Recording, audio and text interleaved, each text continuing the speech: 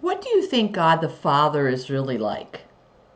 I guarantee he is much better as a daddy who really cares about you, much better than you think he is. Good News Ministries of GNM.org presents Footsteps to Heaven. When we walk with Jesus in the power of the Holy Spirit to the destination that God the Father designed for us, the results are better than we could ask for or imagine. And now, here is your host, Terry Modica. Hi, I'm Terry Modica from Good News Ministries of GNM.org, and I'm the author of the book, 30 Days to the Father's Heart. This is 30 spiritual exercises that will bring you so close to God the Father, it's more than you can even imagine possible at this moment. And in this video, I would like to share with you some key ways of really getting to know God the Father better, because he wants you to be intimate with him. He wants you to know him intimately. And of course, he's infinitely bigger and better than we can imagine, because he, after all, is God. But there are many handicaps that we all deal with in understanding God the Father and how much he really, really cares, and how much he wants to be that daddy that you need him to be.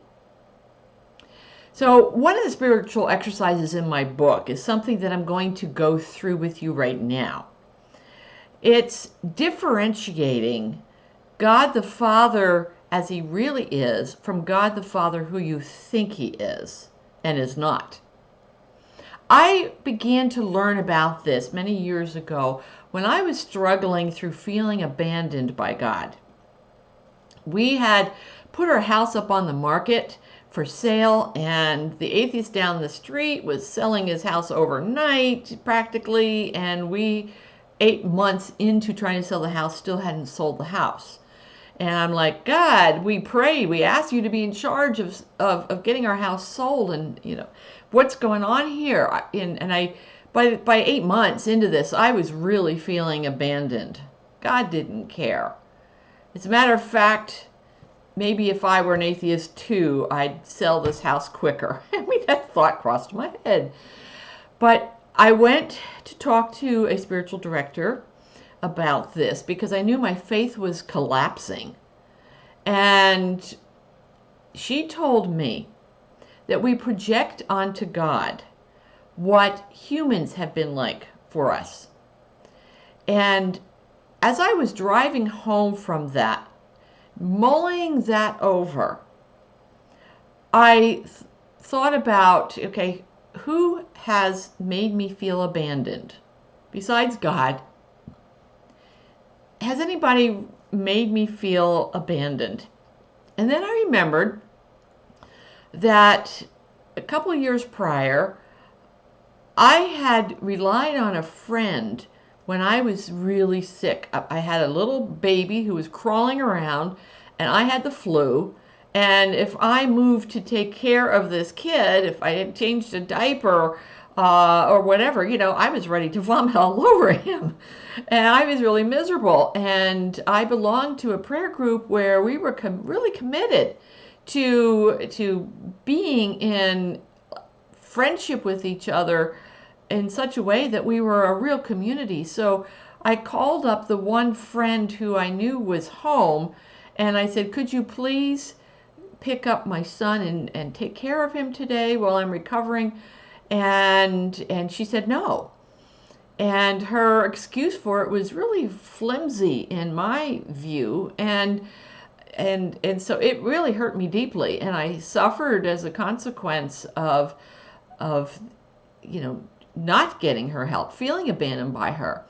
So as soon as I brought back this memory to my mind, I heard God the Father say, I am a true friend, capital T, capital F, true friend. And I had an instant healing. I knew that God had not abandoned me. And I spent the next month rejoicing in that. It took another month for the house to sell. But all during that time, I knew that God had not abandoned me.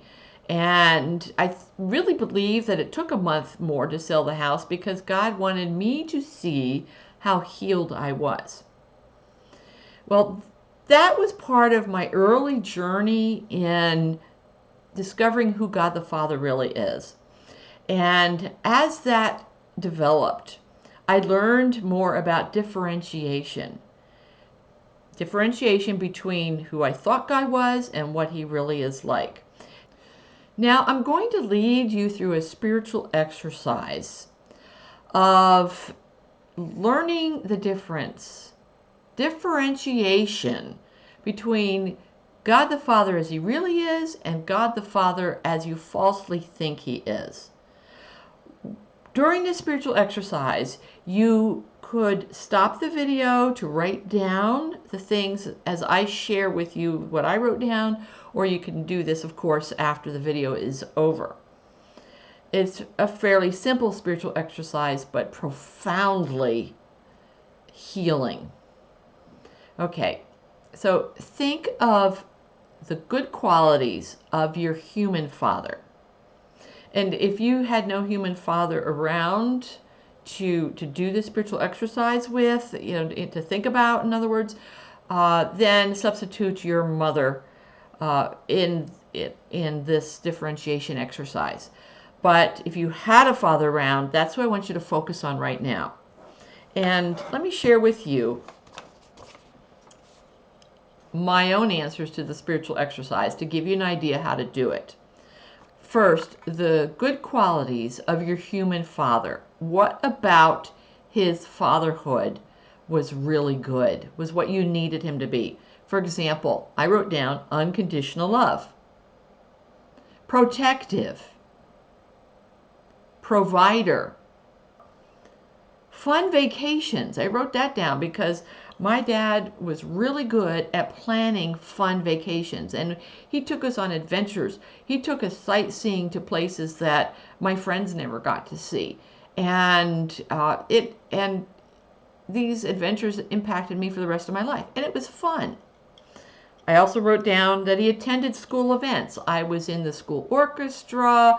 I did things like as part of the school talent show. He was always there for myself and my sister and my brother whenever we did something at a special school event. Now, how this translates to God the Father, I want you to think about that. Unconditional love, of course. If you experience that from your human father, it's fairly easy to realize and believe in God the Father's unconditional love for you.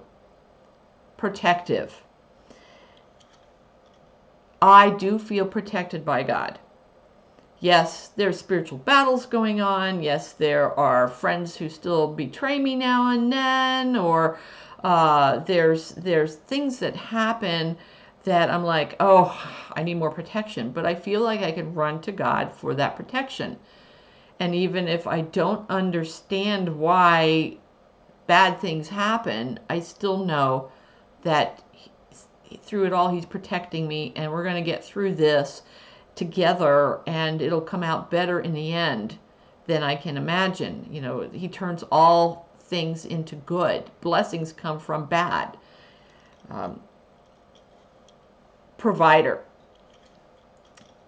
When it comes to trusting God to provide when things get a little bit scary financially, or provide friendships when I'm asking for new friendships or whatever, I have no trouble believing God will provide. Not as fast as I'd like him to, but he will provide. Fun vacations. Now, there's an aspect of God the Father. Have you ever thought about how fun God is as a daddy who cares about you? He wants to help you have good vacations that are fun. He wants you to have fun times with your friends. He's a fun guy. And my dad attended my school events. I feel like God is with me all the time, including those times when something special is happening and uh, I, I may be thinking about what I'm doing, but I know He's with me. In the back of my mind, I always feel like He's with me. Okay, so that's how I list the good qualities of my human father and how that reveals to me what God the Father is like. Now, and this is even more important, make a list of the ways that your human father let you down, disappointed you, wasn't the daddy that you needed him to be.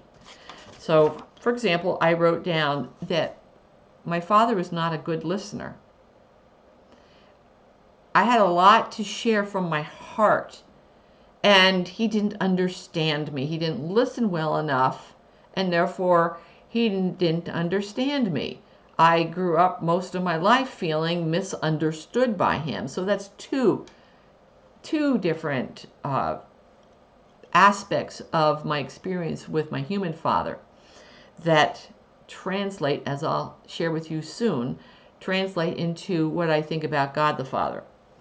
Okay, so I also wrote down that my father forgot about me. There was one time, for example, when he had dropped me off at the mall to go shopping, and I was a teenager.